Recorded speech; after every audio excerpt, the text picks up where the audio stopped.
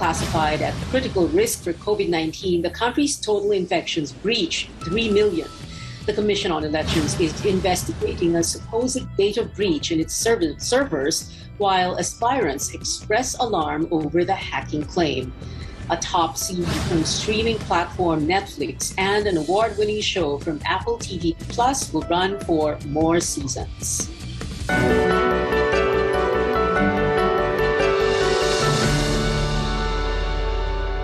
Nearly 2 years into the global health crisis, the Philippines has surpassed the 3 million mark in COVID-19 cases. The total now is more than 3,026,000, with a little over 28,000 new infections reported today. Active cases hit above 181,000, excluding data from 12 laboratories. The positivity rate is at 44.5%. This is the second highest logged since the pandemic began. Based on the World Health Organization standards, a positivity rate below 5% indicates that virus transmission on the ground is under control. Meanwhile, the disease has also killed 219 more people, while over 4,400 others survived. Health Secretary Francisco Duque says the country is now at critical risk for COVID-19 after seeing a massive 3,600% two-week growth rate and an average daily attack rate of 10.47 per 100,000 people. Metro Manila tops the scale, followed by Calabarzon and Central Luzon.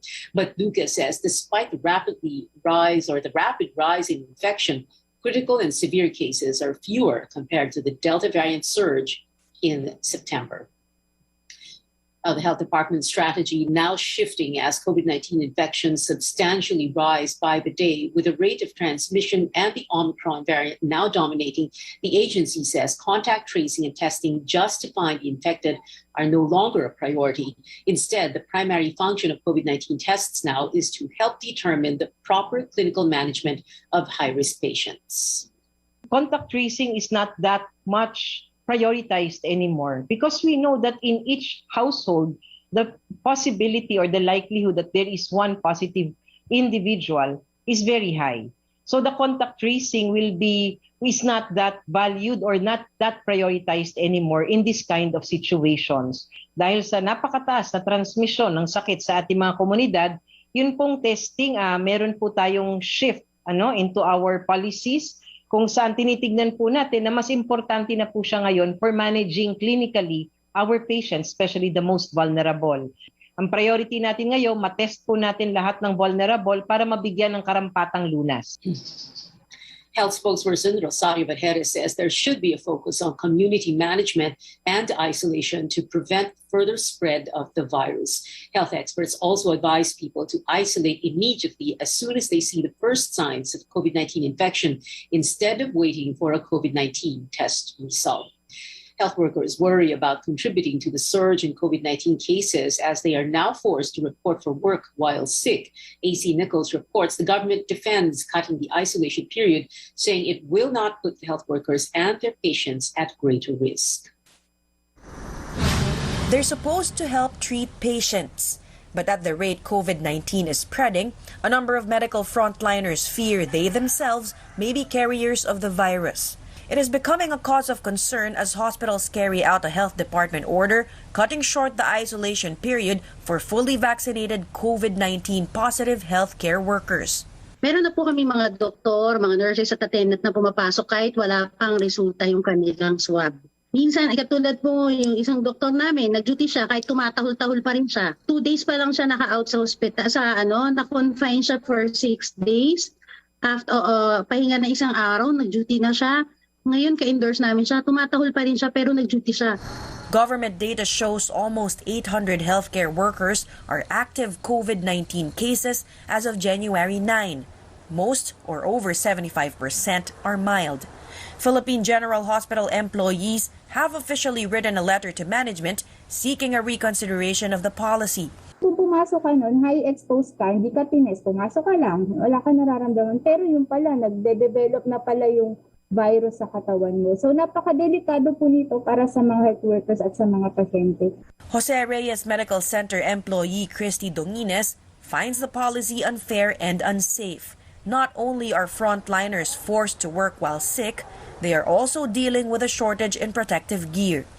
Dunginas says they are running low on N95 masks and face shields, and they have been told these are reserved for healthcare workers caring for COVID-19 patients. Bakit kami po ba, pag pumapasok kami sa hospital, bumibiyahe kami, pagpasok namin sa aming mga hospitals, hindi po ba kami prone, hindi po ba kami high risk para doon, para maka-acquire kami ng COVID?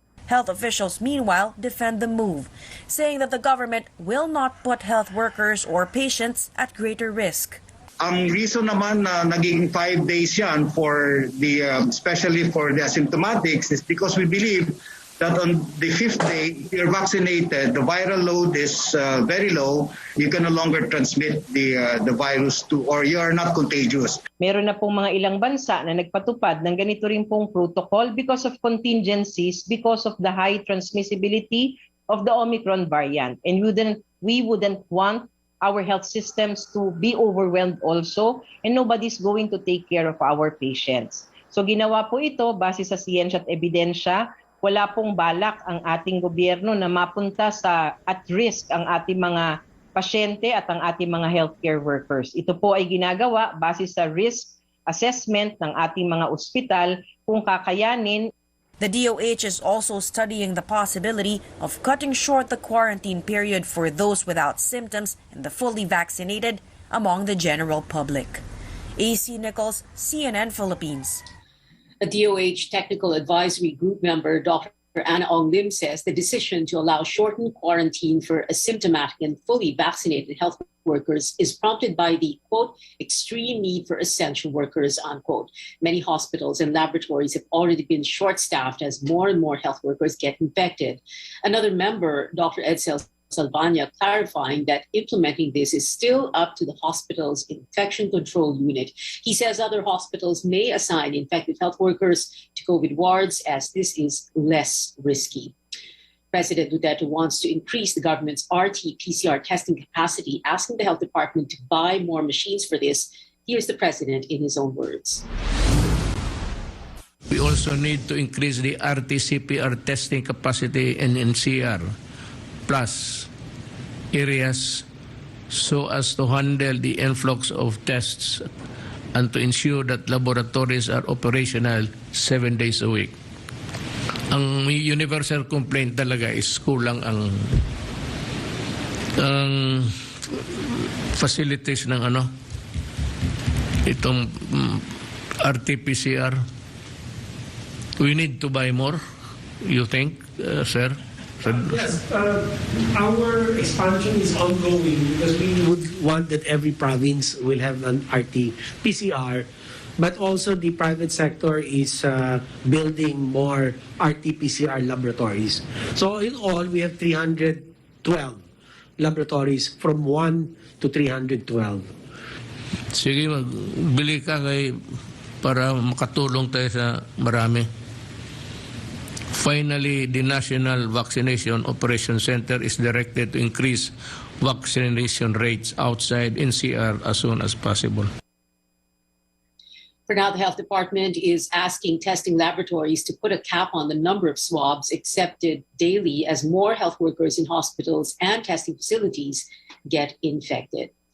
An overseas Filipino worker laments how prolonged quarantine restrictions have prevented her from immediately reuniting with a departed loved one. The government admits testing backlogs are some of the reasons many OFWs are stranded.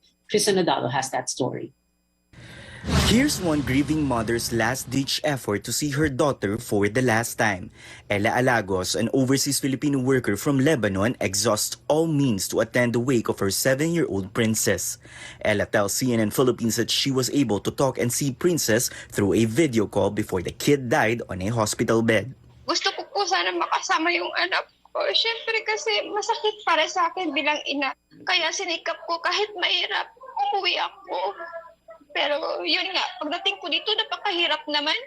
na ganito na nga yung sitwasyon mo, hindi man lang mabigyan ng favor, hindi man lang mabigyan ng maayos na assistance. Ella arrived in the country on January 1, but due to stricter quarantine protocols triggered by the Omicron variant, she needed to stay under quarantine for 10 days.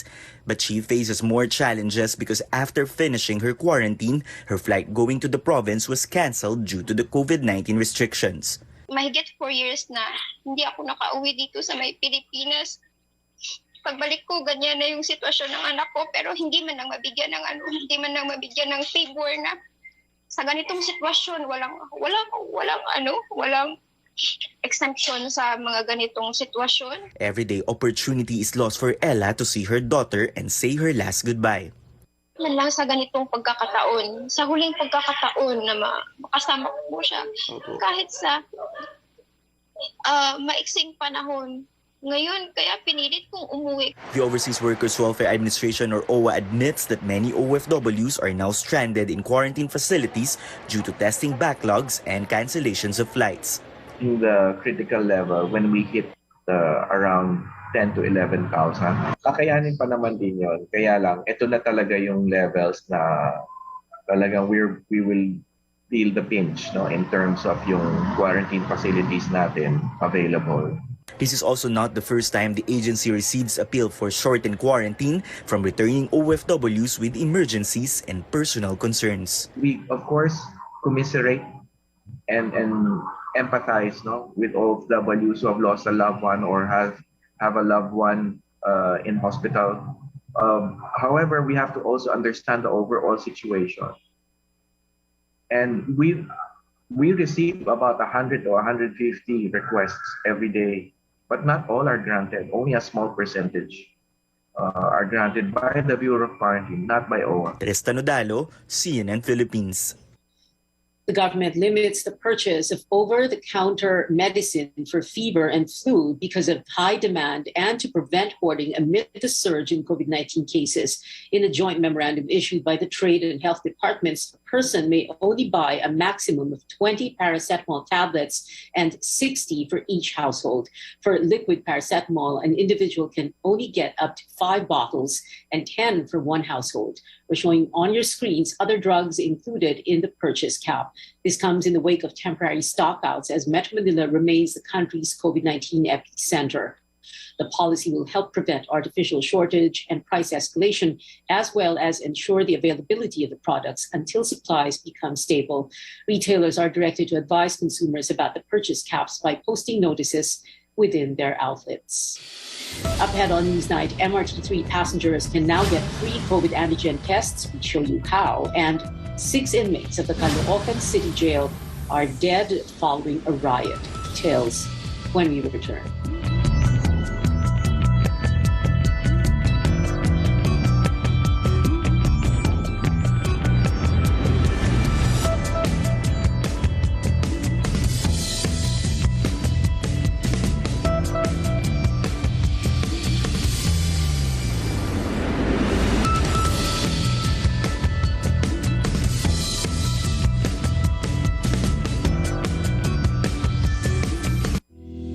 Gringo Honasan po. Sa pagbangon ng mga Pilipino, saludo ako sa mga taong patuloy na humaharap sa hamon ng pagbabago. Bilang isang ina, handa akong gawin ang lahat para sa kaligtasan ng aking mga anak.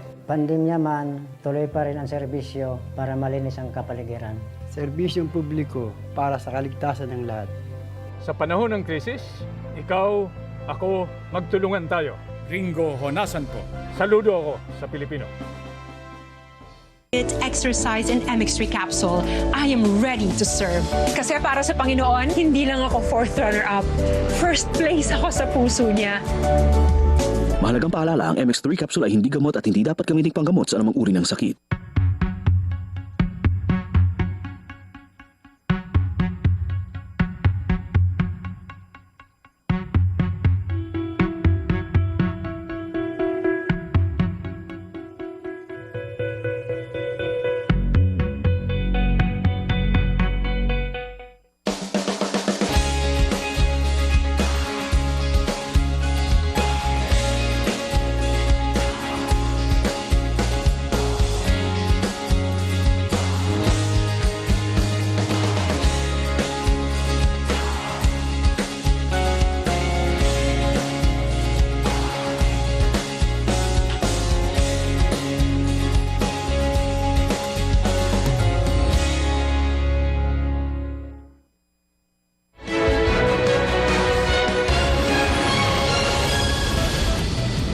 back to Newsnight, where we go above and beyond the headlines. As coronavirus infections spread relentlessly, one of Metro Manila's biggest rail lines begins testing passengers. Our Rex Media has the details. If you're taking the MRT regularly, you can volunteer to undergo a free antigen test before buying your ticket. You can also be chosen randomly by MRT personnel, but they will ask for your consent if you're willing to get tested. If not, they won't force you and you can still take the train. But if you say yes, you will be asked to sign consent and contract tracing forms before your swab samples are taken. Medical personnel from the South Superhighway Medical Center will conduct the test. If you test negative, you get a free train ride. If you're positive, you won't be allowed to board the train. Instead, you will be sent home so you can isolate. You will also be asked to coordinate with your local government for proper monitoring and confirmatory RT-PCR tests. The free antigen tests are only available during rush hours, 7 to 9 in the morning and 5 p.m. to 7 in the evening. The tests are conducted at the MRT stations of North Avenue, Cubao, Shaw Boulevard, and Taft Avenue. They will be offered until the end of January, except on weekends. The MRT is reminding the public, while this will give people a chance to be tested for free, always observe minimum health standards at the station, since many MRT personnel and passengers have recently tested positive for the virus. Rex Remitio, CNN Philippines. Interior Secretary Eduardo Ano orders a high-level investigation into yesterday's Caloocan City jail riot that left 6 people dead and 33 others injured. Caloocan City Police say a heated argument between members of the Commando and Sputnik gangs triggered the scuffle. They say the investigation will cover security camera video testimonies of jail officers and other witnesses. Twinkle Dargani, an executive of the controversial government supplier Pharmaly, has been released from Senate detention for humanitarian reasons. Senate President Tito Soto and Blue Ribbon Committee Chairman Richard Gordon approved Dargani's release Monday night after her mother expressed concern for Dargani's mental health. Majority and minority leaders of the upper chamber concurred with the decision. Soto says Dargani's mother has promised to present her to the Blue Ribbon Committee when needed. Senate President adds Dargani tested positive for COVID-19 but has very mild symptoms. Dargani and her brother Mohit were arrested last November after being cited in contempt for refusing to submit subpoenaed financial documents.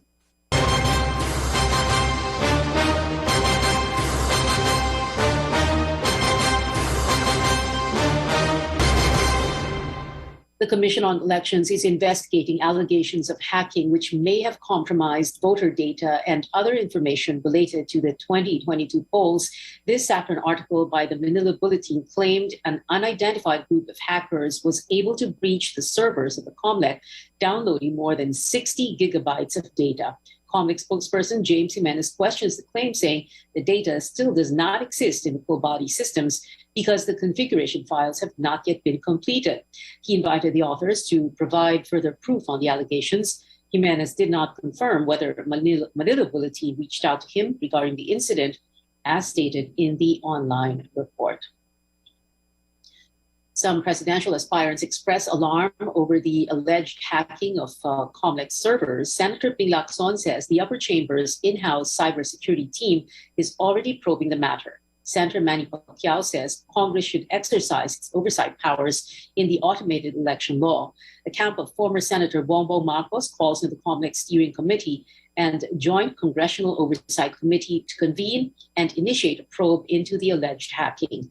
Vice President Leni Robredo and her running mate, Senator Kiko Pangilinan, are asking the COMELEC to verify whether the hacking did happen and to ensure the integrity of the May polls. Meanwhile, Robredo slams disinformation as social media posts claim her office's Bayanihan e-Consulta program gathers the personal data of patients, including voting precincts. And Pangilinan says he tested negative for COVID-19, adding his positive test results from last weekend turned out to be false.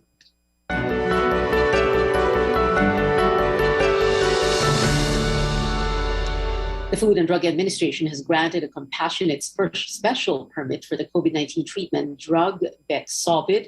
It is the first generic version of Pfizer's Paxlovid. FDA officer in charge, Oscar Gutierrez, says the agency has approved the application of the Health Department for the institutional use of the cheaper antiviral pill. Paxlovid may be used for COVID-19 patients aged 12 and above with mild to moderate symptoms.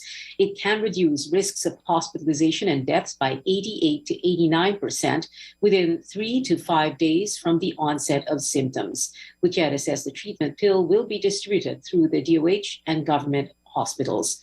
Paxlovid was first authorized for use in the United States. Pfizer is expected to apply for emergency use authorization of its antiviral drug in the Philippines by the last week of January.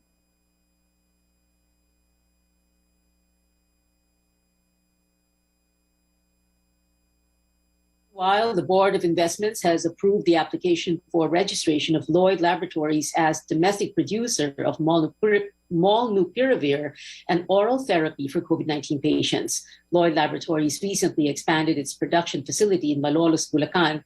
The project is expected to start this month with an estimated cost of 24 million pesos and annual production of 1,400,000 milligram capsules of molnupiravir.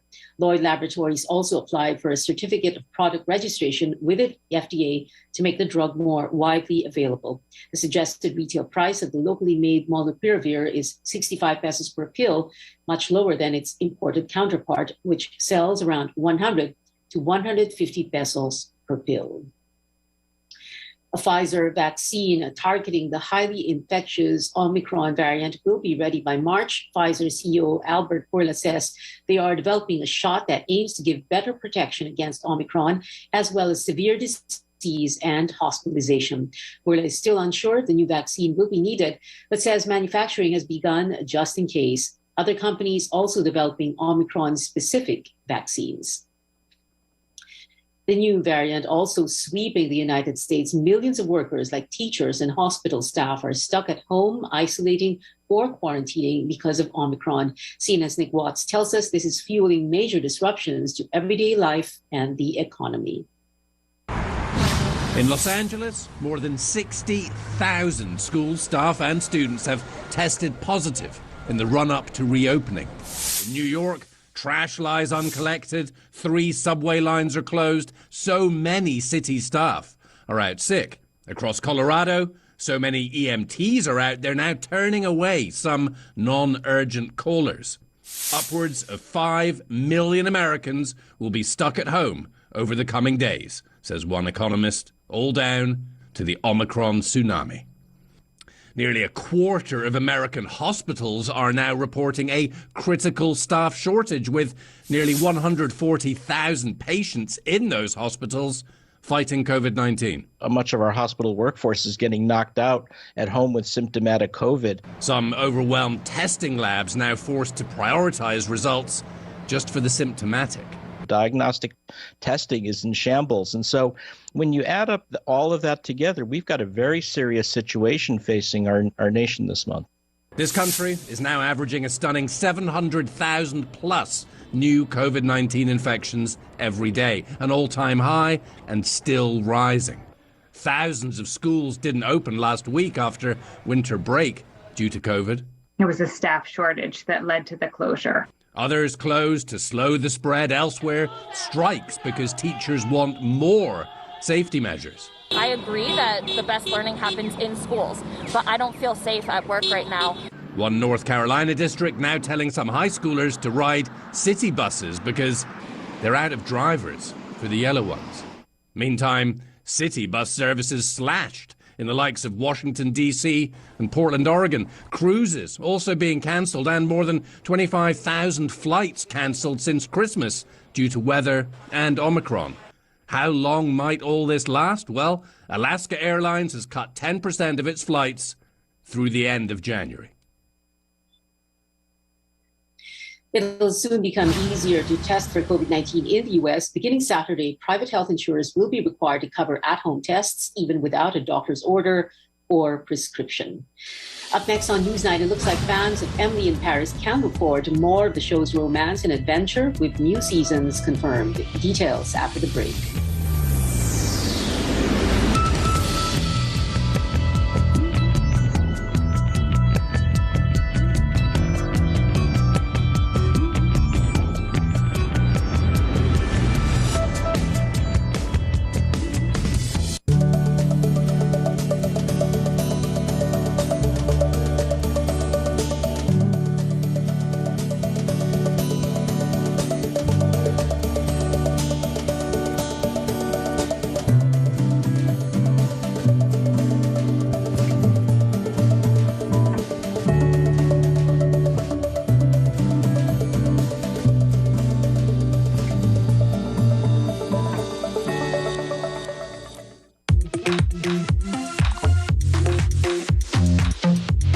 We're back.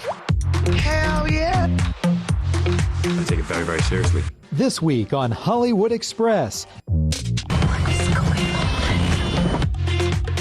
F9 is already a record breaker.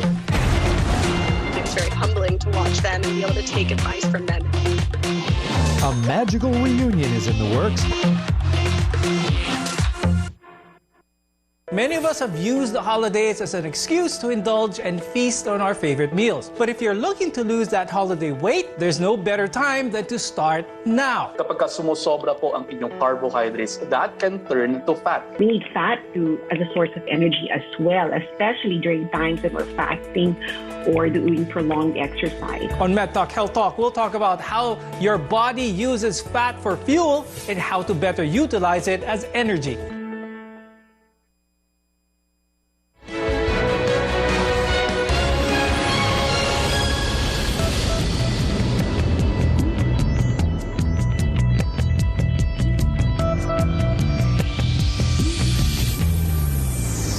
Welcome back to CNN Philippines. The story will continue to unfold for some streaming platform favorites. Netflix's Emily in Paris was renewed for not one, but two more seasons. The Emmy-nominated romantic comedy series' first two seasons both debuted on the streaming giant's global top 10 list. And good news from the morning show as well, which announced the third season is coming. The Apple TV Plus drama stars Jennifer Aniston and Reese Witherspoon. And more entertainment news from a British movie icon's items going up for sale to where you can watch some of the latest animated films. CNN's David Daniel has the details on the Hollywood Minute. It's an extraordinary evening. Michael Caine is putting some of his film memorabilia and other items up for auction. Paintings from his personal collection, his gold Rolex watch, and even a pair of his signature eyeglasses are set to go under the hammer March 2nd in London. The UK's Times newspaper says the 88-year-old actor and his wife are downsizing, thus the sale. We are pleased to welcome Milo Ventimiglia to the Hollywood Walk of Fame. This Is Us star Milo Ventimiglia is the latest honoree on the Hollywood Walk of Fame. The actor was inducted Monday in a ceremony on Hollywood Boulevard. Ventimiglia's star is next to that of his This Is Us wife, Mandy Moore. I'll give you 3 weeks to get this show up and running. It appears families with young children are staying away from theaters amid the Omicron variant surge. At least that's what studios seem to think. Sing 2 landed on premium VOD just 17 days after it opened in theaters. And Pixar's Turning Red won't get a U.S. theatrical release at all, debuting instead March 11th on Disney+. Staying home in Hollywood, I'm David Daniel. And before we go, we remind everyone to keep practicing health protocols. Let's stop COVID-19 cases from further rising by washing our hands, practicing social distancing, and keeping our masks on. Get your vaccines and booster shots if you haven't already, and isolate immediately if you experience any symptoms. And that is it for now. Join me again on Politics as usual at 8:30 p.m. I'm Pia Ontiveros for Newsnight, where we go above and beyond the headlines.